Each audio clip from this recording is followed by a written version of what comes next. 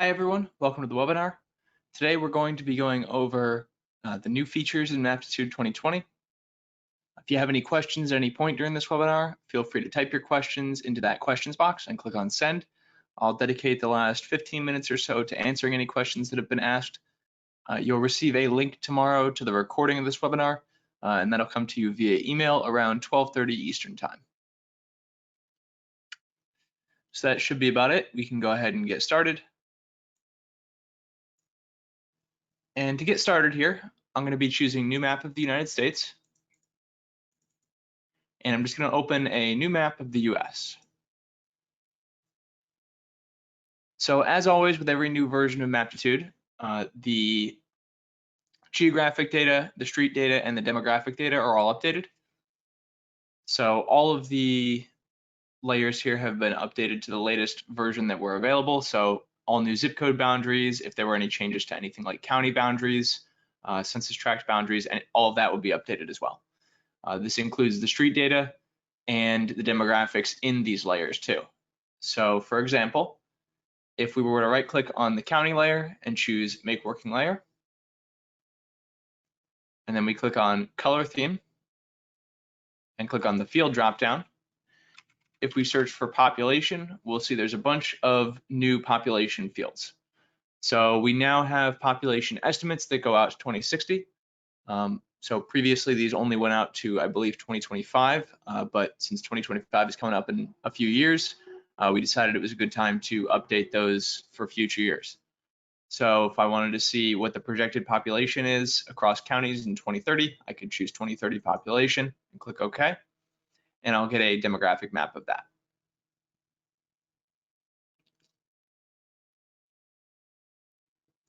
We've also made similar geographic data updates for other countries. So this includes the US, which I'm showing here, Australia, Brazil, Canada, Mexico, New Zealand, and the United Kingdom and Ireland. All of those country packages have been updated with new streets, and many of them have also been updated with new geographic boundaries as well. So if any postal code boundaries have changed, anything like that, those will all be updated too. We've also made improvements to a lot of the speed of our tools. So that includes the map drawing speed. So you should see faster speeds when zooming in, zooming out with the map redrawing in general. We've also increased or improved the speed of our drive time rings and other routing tools. So if you click on create drive time rings, and I were to click on click locations, and I'll just click in Boston here, and I'll do a ring of 15 minutes. Depending on your system, speeds for the drive time rings have been improving anywhere between 3 times and 5 times. So we should see a pretty fast ring being created here. Should take around 10 seconds.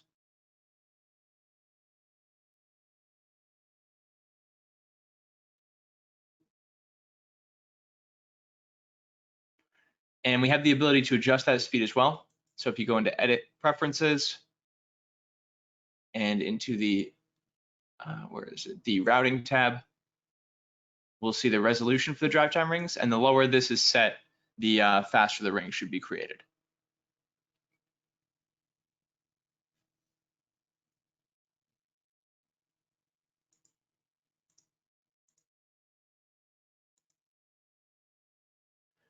Next up, we have the ability to copy freehand shapes from place to place and map to map. So if you have 2 maps open, so I'll go ahead and open a second map here.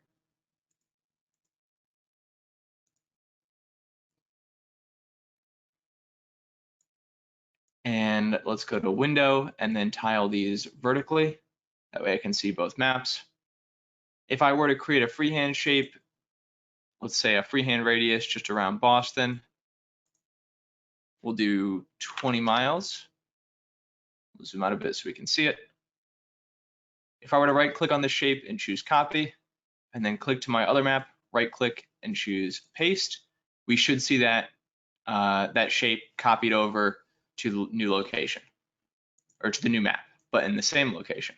So if we zoom in, it should be in the exact same spot. And you can do this with any type of freehand shape. So you can do this with text, you can do this with freehand polygons, you can do this with rectangles, anything.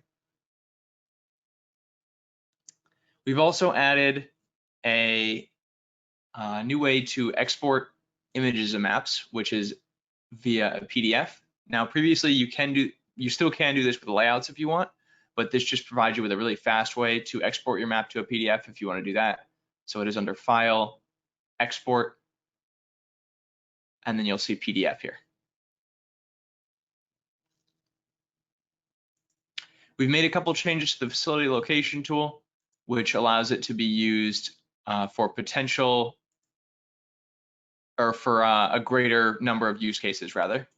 So if I make one of these full screen and I go to Tools, Analysis, and choose Facility Location,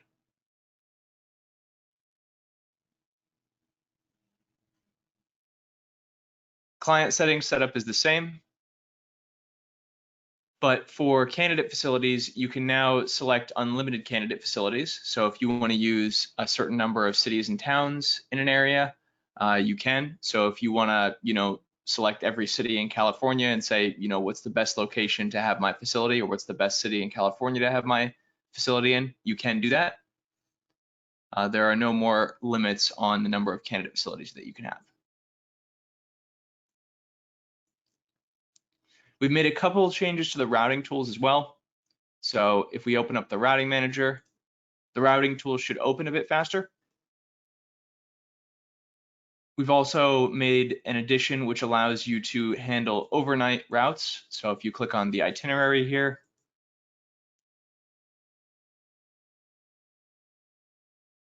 you should see, oh, I see. We just have to set this from 12 a.m. or sorry, 12 a.m. to, oh, we uncheck end driving, I see, and hit OK. And so this should allow us to do overnight stops or overnight routes. So if we have a route that goes a particularly long distance,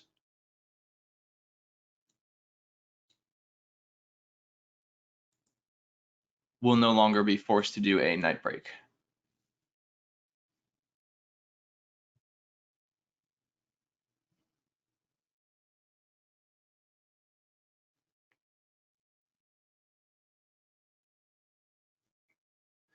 We've also made some improvements to our file format support.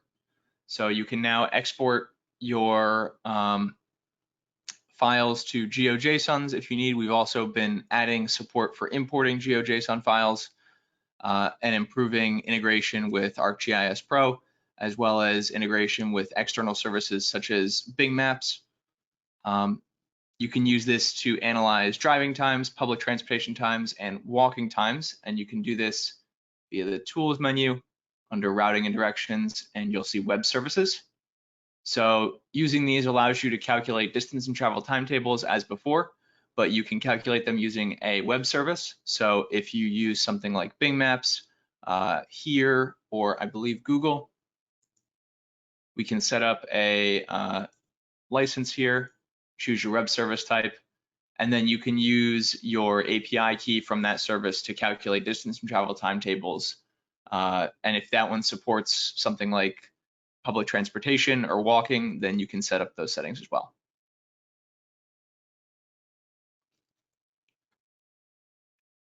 So the last feature I'm going to go over is a new free data product that we have. And you can download this on our website. It is our geodemographic segmentation. So under map layers, I'll go ahead and choose add layer.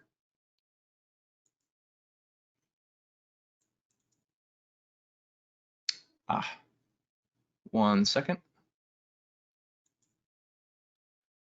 So this divides up census block groups in the United States into different neighborhood types based on a number of demographics.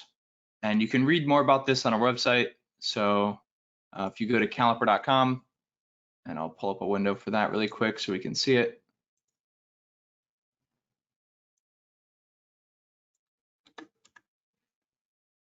And if you go to the Maptitude dropdown and click on available data, you'll see it down here under Psychographic Data, and you can read more about it here. but basically it allows you to identify potential market areas or business areas depending on the demographics of that area. And it comes with a cool demographic handbook that you can use to do that. So if we click on free download, we'll see a getting started guide, which we usually have, and then we'll also have a demographic handbook. So each block group in the United States will be color coded, and you can go through here and see what all those color codings mean. So they all represent a different composition of demographics and economic backgrounds, and you can read more about each one here. And you can see those reflected on the map. So you can see, let's go back to my example of Boston.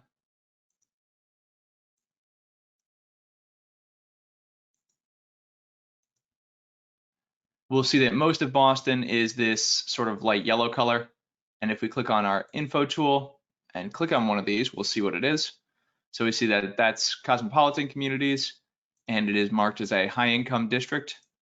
So if we go back to my handbook, we can actually scroll through here and find that, and that was G3. So we can go to the table of contents and click on G3, and we can read more about what G3 consists of here.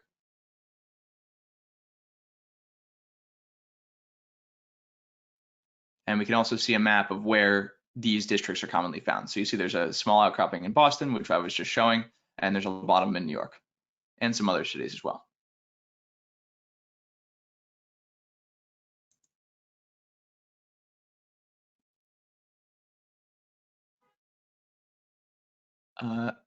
So that is most of the new features. We've also improved some, we've also added some extensions for Visual Studio Code. So if you are a frequent user of the GIS SDK and you use Visual Studio Code, we now support IntelliSense for it, and we've added a couple of other features to that as well.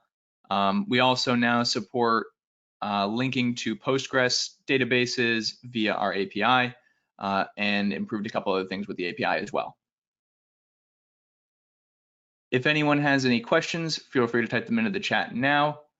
I do see one question already, which is, do we feel that density analysis is also sped up? I'm not sure if it was this version or 2019, but we did make an improvement to the drawing of the density layer, because it should draw a bit faster. So in general, what mainly inhibits the density grid's speed is the speed of its drawing. And since we've improved drawing speeds, you should see it speed up a bit, probably not as much as the drive time rings, but it should be sped up at least a little bit.